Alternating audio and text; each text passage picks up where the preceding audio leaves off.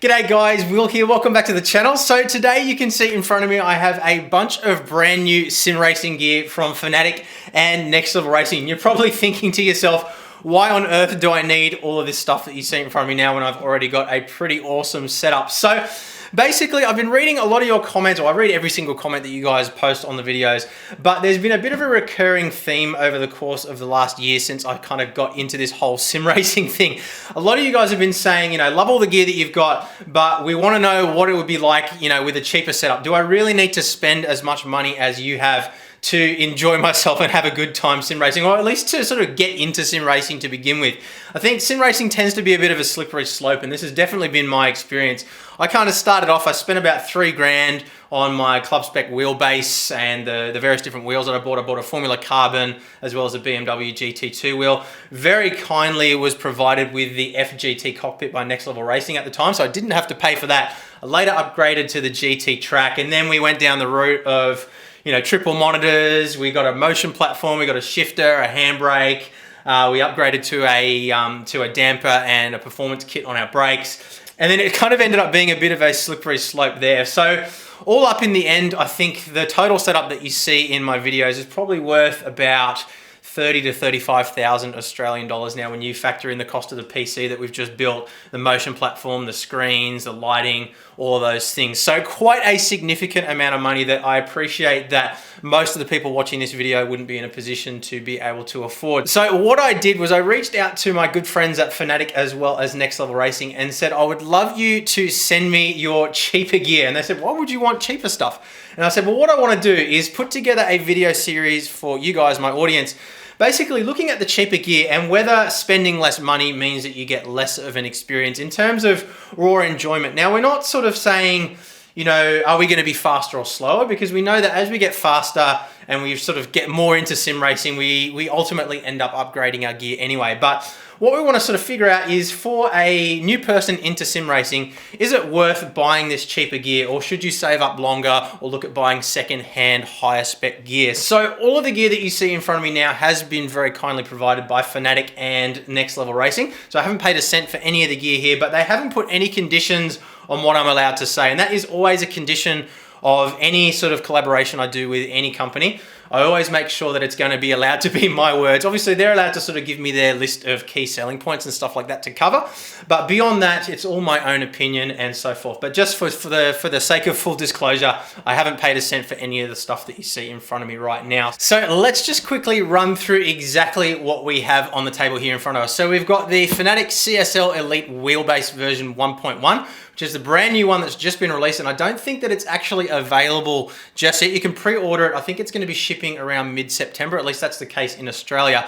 So check out the FANATEC website for more details on that. But that is $499.90 Australian at the time of making this video. All the prices that I'll be listing here are in Australian dollars, just so you guys know. So $499.90 for the wheelbase 1.1. Now, comparing that to the CSW 2.5 that I purchased previously, I think that was $899 at the time that I bought that. So, significantly cheaper wheelbase. The McLaren steering wheel, the GT3 steering wheel, that is $399.90. Now, in Australia, it actually comes with the quick release adapter. I'm not 100% certain on other regions throughout the world, though. I know that they did have a couple of issues with rigidity and strength with the plastic mount that comes with this wheel, and that was the reason why they included this quick release kit or upgrade kit in Australia. But just check that out. I have actually asked for clarification from FANATEC. I shot them an email just before I started filming this, so hopefully I'll have clarification by the time we get around to reviewing this guy properly. So that is $399.90. Now, that is also compatible with the Club Sport wheelbase 2.5 as well. Don't believe it's compatible with the direct drive wheelbases though, unlike the V2 and the BMW wheel that I have. Now, we also have the CSL Elite pedals there, which are $149.90 Australian on their own, or $399.90 with the load cell kit as well. So basically what happens if you purchase the load cell kit, it means that you move the existing brake pedal across, that becomes the clutch pedal, and then you end up with a load cell brake. And we'll explain a little bit more about exactly what a load cell is a little bit later on in the video for those of you who might not be quite sure. And then we also have the Next Level Racing Challenger Cockpit, which is also a brand new product that's only just been released. I think I'm actually the first person to get my hands on one of these for a review, so that's really exciting. So the Cockpit is $499 delivered in Australia, whereas my GT track that I'm using in my main rig is $1,000 delivered in Australia. So around half the price. So it'll be really interesting to see whether it provides half the amount of enjoyment. So what we'll be doing in this particular video is unboxing the CSL Elite Wheelbase 1.1, the quick release adapter, the CSL Elite McLaren GT3 steering wheel, as well as the Elite pedals and the load cell kit as well. So we'll get all those unboxed. The next video, what we'll do is we'll assemble the Next Level Racing Challenger Cockpit. Then we'll get all the gear installed, and then we'll go through it all with a fine-tooth comb, review the quality, have a look at how it drives, get it rigged up to my sim racing PC setup. So I'm not gonna hook it up to my triple screen setup because I think that's a little bit unrealistic. Most people that are gonna be looking at a high-end triple screen setup like this probably aren't gonna be looking at gear like this. So we're gonna set it all up as a completely separate cockpit, run it off a BenQ EX3203R 144 Hz 32-inch monitor, and yeah, basically see how it goes as a standalone cockpit, set up in a more basic setup that, you know, the majority of people would be more sort of likely to purchase. And we'll see whether the experience of driving on that is significantly less than what it is on my rig, whether I've basically spent a lot more money than I should have, and basically, I guess, boiling down whether it's worth buying this cheaper gear or whether you really do need to save up and buy the more expensive stuff. So that's what you can expect from this video series. Hopefully you guys do find this beneficial. Now, I also just want to quickly say before we get into the unboxings that I do have affiliate links for all of the FANATEC gear that you see in front of me here. So links are in the description below. A small percentage of the profits from those sales go towards helping out the channel.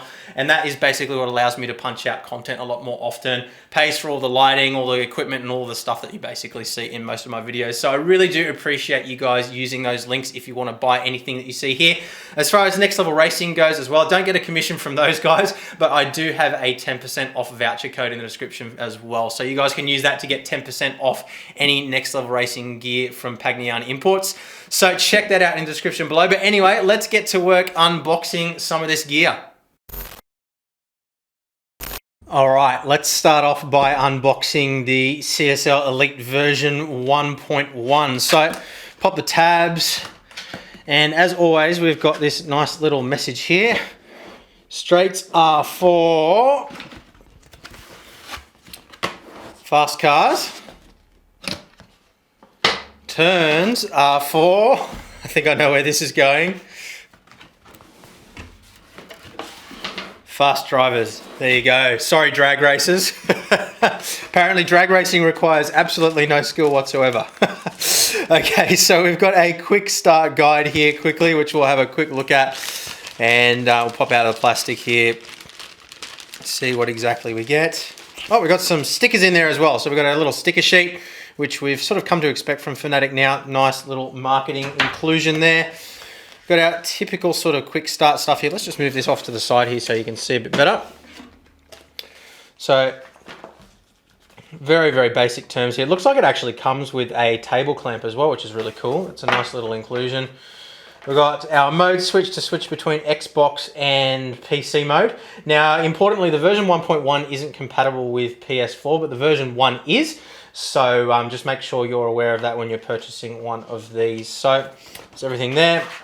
And you can see all the wiring layouts as well. So we can connect our H-pattern shifters, our static shifters as well, into the various different ports on the back. And handbrake as well plugs into there as well. So all really nicely laid out. Exactly basically what we had with the CSW previously as well. So let's set that aside for now, out of the way, and get to the part that I'm sure you guys are most interested in. So lift out the little box here. I'm sure that's just the power supply. Yep, power supply and cables and stuff like that. Have a look at that in more detail in a moment. So let's try to get this out of the box without being completely awkward. Lift it up on the side here. Okay, there is our wheelbase, and there is our table clamp. There's one more box here by the looks of things as well, probably our power supply brick. So we'll set this box aside and we'll have a look at everything that we've got here in a bit more detail. Okay, so let's have a look at this wheelbase here. So plastic construction, but it does feel nice and solid. It's got a nice sort of not too gimmicky finish on it. Little vent port here at the back, and you can see all the various different ports here for our handbrake, our USB, power, pedal, shifter 1 and shifter 2, and our mounts on the bottom as well. Nice big screw holes there, nice and solid. And the stem on the front here, our quick release, pretty much exactly the same. Well, it is exactly the same actual mount as the CSW and as well as the direct drive wheelbases as well. The actual interface here where the pins insert is a little bit different, a little bit cheaper looking than we have with the CSW 2.5 and the direct drive ones. But it doesn't look like it's worse by any means. It just looks a little bit different. But the front panel here has got a nice sort of brushed aluminium finish to it. It is actually plastic. It's not brushed aluminium, unlike the CSW 2.5, but it does have a nice finish and feel. The buttons feel nice and solid. They don't feel too cheap and plasticky. And overall, I mean, it feels like it's built to a price, but I mean, it is built to a price, so that's kind of to be expected. It's got a nice pattern on here on the side. Kind of looks a little bit like carbon fiber. Obviously, it's not carbon fiber. It's got the FANATEC sticker on there as well. But yeah, I mean, overall, it feels like a higher quality piece of kit than my old Logitech G27 or the G29 that I've used as well feels. It also feels a little bit higher quality than some of the Thrustmaster gear that I've seen as well. So not to, you know, say bad things about those brands by any means, but this definitely feels like it's a step above in terms of its construction and quality and the quality of the plastics and stuff like that. So obviously the true test will be what it actually feels like once we've got it all connected to the PC, but let's just have a quick look at what we have here as well. Got our power supply brick, which looks to be exactly the same as the one that you get with the Club Sport Wheelbase 2.5, if I'm not mistaken. I think that's exactly the same one. Don't quote me on that, but it looks the same. Set that aside. And then we've got our cables here, so we'll quickly open this up for you as well. Got a replacement little rubber washer, or O-ring I should say. I keep saying washer. Everybody always gets on me in the comments about saying washer instead of O-ring. It's called an O-ring, okay? We have our nice long USB cable here as well. It looks like it's probably about 2 or 3 meters. So if you've got your setup nice and far away from your TV or your PC, you won't have too many dramas there. We've got our IEC power connector. Obviously that is region specific, but it's just a basic jug cord on the other side. So that can go there. I'll just get rid of this little silica packet as well, so it's not cluttering up the desk. And let's have a look at the table bracket as well and how that mounts. So grab my little knife here so we can cut the tape. Okay, so basically it's a clamping mechanism. These feet obviously adjust to the bottom of the table. And then we can scratch my table as well, scratch my brand new table. Not winning today. Anyway, so basically we flip this over, put it this way. Probably move these out of the way as well so we can see what we're doing properly. And it looks like it's going to be pretty self-explanatory here. This part goes through here. That screws into there. And then we basically just clamp it down onto our desk. So we might just give that a quick test now. We'll mount it to the table and see how well it goes, see how solid it is. So what we want to do is put these bits of plastic here right up against the very front edge of our table. So basically like that. And then the bottom part, we'll just slide it across so it's in better view here.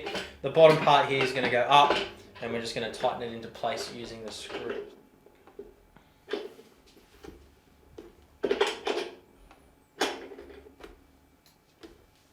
And there we go. I mean, you can see a bit of flex there on the camera, but that's actually the entire table moving. So if we move up here, you can see the microphone's wobbling as well. So let's just have a quick look underneath as well. Just quickly take the camera off the mount.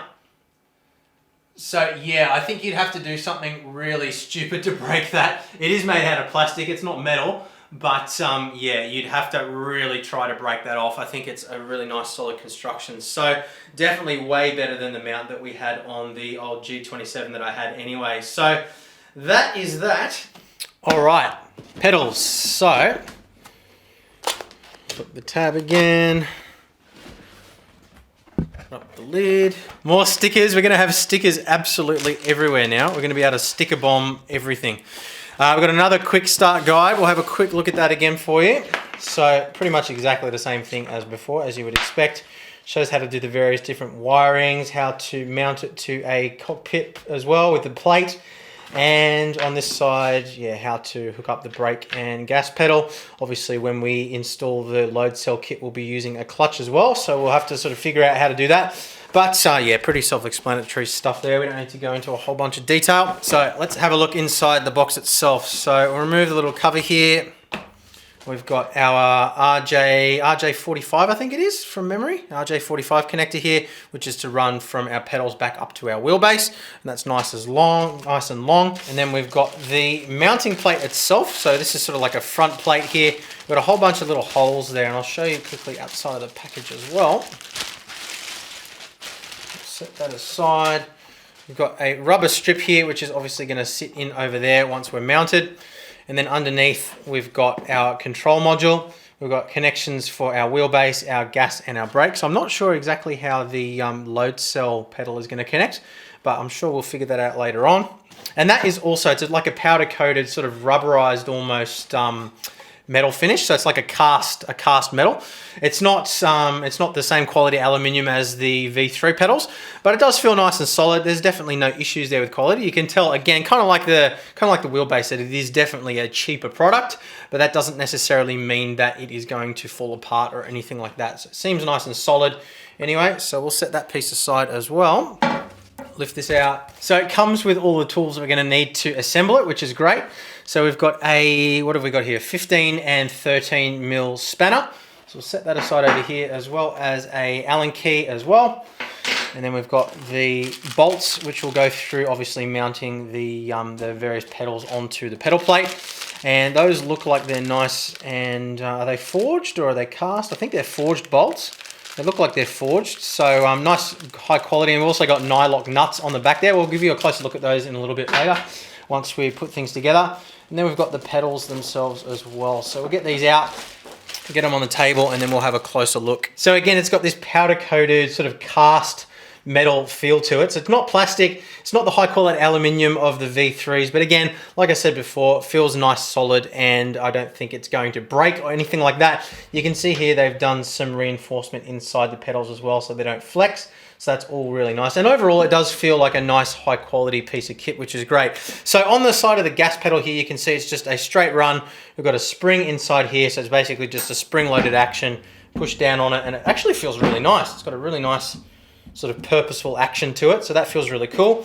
The brake pedal is identical in its construction, but you can see on this one, we've got a foam spring here. So when we press down on it, compresses the spring, and I believe this is exactly the same material as they use inside the V3 pedals without the brake performance kit. So it's like a rubberized sort of spring that kind of sits in there and squishes down. It doesn't make any horrible squeaking noises or anything like that.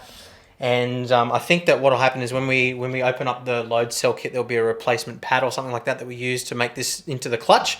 But it's a really cool system the way this works. We've got all these little holes along here, and basically what you do is you run your cables down through the little channels here, and then you basically mount these, or you align these little posts with the holes here, so you can put it wherever you want. So if you want to have your feet nice and far apart for a 2-pedal system like you'd have in a Formula style car with no clutch, you can do it that way. And then obviously when you move to having a load cell in the middle, you can move these out, or basically have it set up however you want. You might want to have it offset to one side or whatever you want. So what we do then is we simply mount our bolts through. So each one comes with a nylock nut, as I mentioned before, nice and high quality.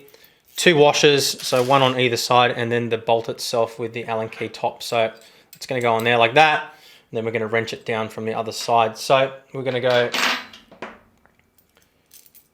nut to washer, turn it on its side. Try not to scratch my table again. Washer goes on, nut goes in, and then I think this is going to be the 13 mil. Yep, so 13 mil goes in there.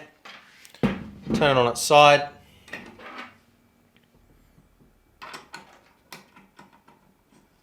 And tighten it down. So what I'll do is I'll mount it like this with the 2 to begin with, and then we'll install the load cell later on, because I want to sort of let you guys get a feel for whether, if you're just driving Formula 1 style cars or something like that, for example, you might not actually want to fork out for the load cell brake. You might be perfectly happy with these. So we're going to test it out like that first, just in its cheapest form, and then we'll come back later on install the load kit and revise our decision based off that. So we'll just get these bolts installed for now, and then we'll move on to our McLaren wheel. It's funny actually, in many ways this actually feels like it's better quality than the V3 pedals. The bolts that came with the V3 pedals to secure that sort of blanking plate in front of the control module and everything, the bolts on those actually break really easily, and I've actually had to replace those on mine once already. I've seen a few people in the various different Facebook groups that have had problems with those as well. So these seem to be, they look like they're a forged bolt, so I don't think we're going to have any issues with these. So yeah, I mean, it doesn't look as nice and as premium as the V3 pedals, but I actually think in many ways it's a smarter design. So yeah, I definitely don't feel like we're making any compromises in terms of quality with these pedals, that's for sure. So it'll be very interesting to see how they perform. Okay, so then our rubber strip drops in and pushes down over the caps. Like that. And we'll flip it over again and plug in our two pedals. So we've got little cable retainers here that sit in there nicely. So throttle goes in, or gas as they label it, and then through the little cable clip, and in goes our brake. So I'm guessing there must be another splitter on the load cell, but anyway, we'll unbox the load cell quickly now, have a look at that as well. Now we're not going to install it for now, because as I said, I want to test this out as it comes, and then we'll sort of ascertain whether it's worth the upgrade, presuming that you don't want a clutch. So we'll set this aside for now as well. And let's take a look at our CSL Elite pedals load cell kit.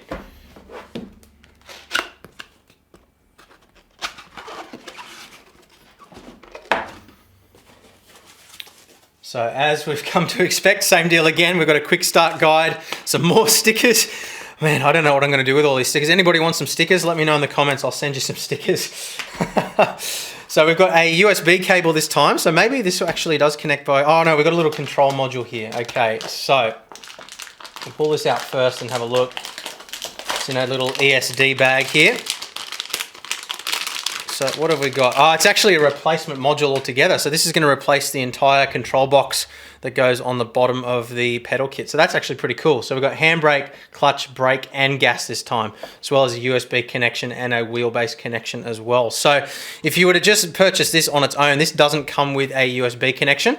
So you would need to purchase the USB adapter separately. I actually got one of those on the shelf. I'll show you that a little bit later on. It's going to be for when I get a different wheelbase later on. But yeah, so with this one, you can actually connect directly to USB and use this as the interface for your handbrake, your clutch, your brake, and your accelerator. So that's pretty cool.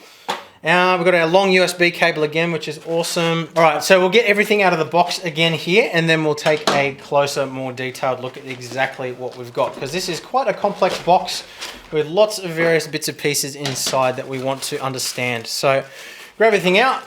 Okay, so what you get inside the box, a little replacement rubber pad to replace the foam spring that I showed you before on what will become your clutch pedal. So that will click into place, and we're not going to install it now, as I mentioned, because we want to test it out in the default configuration before we install the load cell kit. So we'll cover the installation of this later on, but you also get these little elastomer springs as well. So 5 there with the number 85 written on them, and then 5 with the number 95 written on them as well. Now there's a little table inside the quick start guide there that explains exactly how those are used. So basically you've got 65 strength, which I assume are the ones that are installed by default. And they sort of sit in there like that. There's a foam spring in there as well. And what happens is that compresses down. The foam spring compresses first, and that gives you the initial kind of bite. And then depending on the stiffness of the elastomer springs that you put in there defines how hard you have to push the pedal. So what it says here is using the 65s, which is what's installed by default, pedals on the floor or mounted to a wheel stand. So basically what that's saying is, you know, you need to have a rigid cockpit to use anything stiffer than that. Otherwise your pedals are going to slide around on the floor and things like that. So 85 strength, pedals mounted to the wheel stand or to a rig or cockpit. And then for the 95 setting, pedals mounted to a rig or a cockpit only. So if you want to run it on a wheel stand, you should be able to get away with the 85s. And you can use any combination of these as well, just to sort of fine tune it to your own personal preference. So basically to adjust this, and we'll look at all this in later detail as well once we get it all installed and configured. But you undo the bolt here. the thing slides forward and then you can replace the springs very easily. So a lot easier to work on than the V3 pedals with the installation of the performance kit there. That was an absolute nightmare to install, as you saw in my video that I did on that. So then we obviously have the 2 bolts that are used to secure it in place as well. You might be wondering what on earth this is. These are support bars which go through the back of the pedals later on. So we'll move this stuff off to the side quickly and I'll show you. So on the pedals themselves, you've got these little blanking plates. So these pop out on either side like so. And then basically what happens is you've got these bars. So you put the bar through, you put spaces in between each one, and that provides additional rigidity on the sides here so they can't flex in and out. So all in all, it is a very rigid and solid construction. As I mentioned before, it is all cast aluminium with a nice powder coated finish, which kind of almost feels rubberized. So very nice. And the pedal plates themselves have got a nice rubber plate on them as well, so they feel really good. So last but definitely not least, let's take a look at the CSL Elite steering wheel McLaren GT3. So pop the tabs again. Getting pretty good at this now. Oh, we got more marketing messaging. So there is no finish line. There is no finish line. The racing goes on forever. Looks like we got more stickers. So we'll set the box aside quickly. Have a look at what we've got here. Quick start guide once again. And more stickers. Seriously guys, let me know in the comments if you want some stickers. Speaking of stickers, okay, so we've got our little, we've got a little thingy here of button stickers as well. So we've got left, right, NEU, page up, page down, pit, brake plus, brake minus, and a bunch of other stuff as well. So those will be handy. We can stick those next to the various different buttons on the caps. So we'll put that in a safe place. Move the bag aside as well. So quick start guide once again. So this is actually really handy here. We've got a table that shows the various different button assignments and how they relate on Xbox One and PC. So the LSB button or orange, button 12 on PC or LSB on Xbox One, and so forth. So we don't need to go through all that now, but you can see that it's there. We've got our tuning menu, exactly the same as what we're used to, and I will take you through all that in a future video once we get it all set up on the PC. Take a look at the drivers and everything, but it's the same tuning menu system as is on the limited edition F1 wheels as well as the V2 Formula wheel. So that is cool. Let's move that aside. And let's take a look at the wheel itself. So, it doesn't come in a bag like the previous ones have that I've looked at, but that's okay.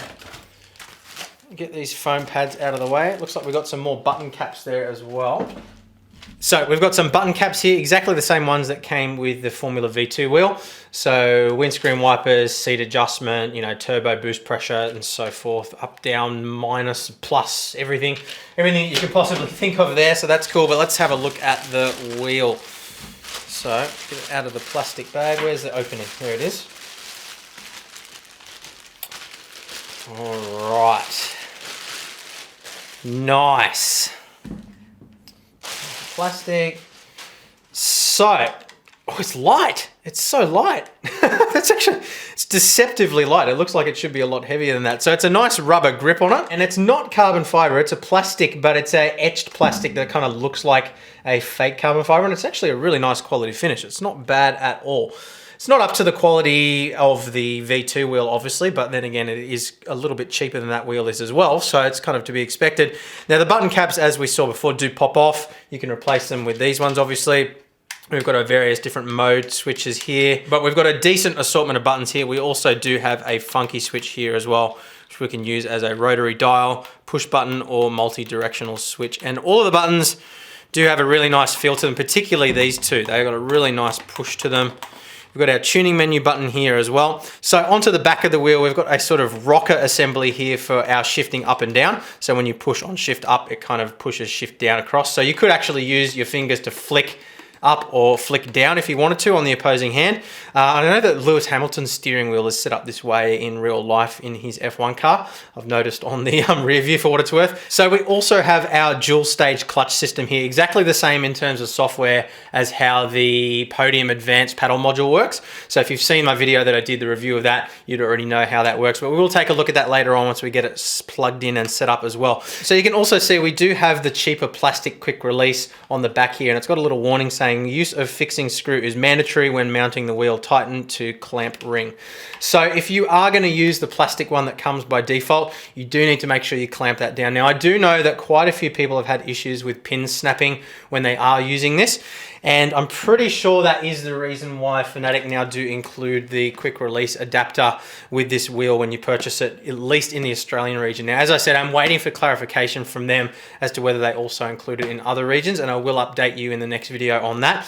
But for me, at least, when we placed the order for this, it did come with this in Australia. So what we'll do is in the next video, we'll actually show you how to install this as well, because I think that's an important thing to show you. But I could definitely say that the mounting system on here is the obvious thing that is not quite up to the quality standard of everything else on the wheel. I mean, and again, it is plastic construction, and it definitely feels a lot cheaper than if we were to compare it to, say, my Formula V2 wheel here with the paddle module. You can see this has got the suede, it's got the real carbon fiber there, and it just feels, even though it's quite a bit heavier, it just feels like a much more expensive and solidly constructed piece of kit, which obviously it is, so it makes sense. But that's not to say that this feels cheap and nasty by any means. It definitely still feels like a step above, you know, your Logitechs and your Thrustmasters and things like that. So I would definitely say that it is still a very, very nice wheel for the money. Okay, guys, so that is the CSL Elite range from FANATEC, and I gotta say, overall, I'm really impressed with the build quality for the price. Obviously, the equipment is built to a price, and we expected that, but at least from a build quality perspective, everything looks like it is pretty good for the money. So it'd be really interesting to get everything installed, get it all booted up,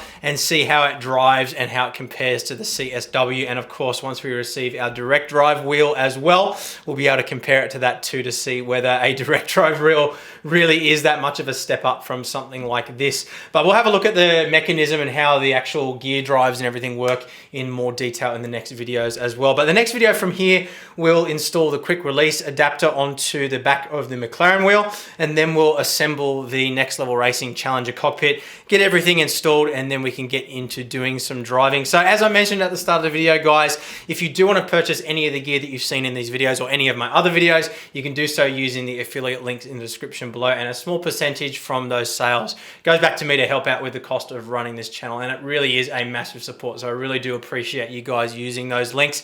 But look, as always, if you've enjoyed the video and found it interesting and useful, make sure you hit the thumbs up button, hit the subscribe button and the notification bell as well, so you don't miss the next one. Make sure you check out our Discord channel as well. We're going to be organizing some subscriber races there very, very, very soon. And yeah, guys, thank you very much for watching. I'll see you again soon. Bye.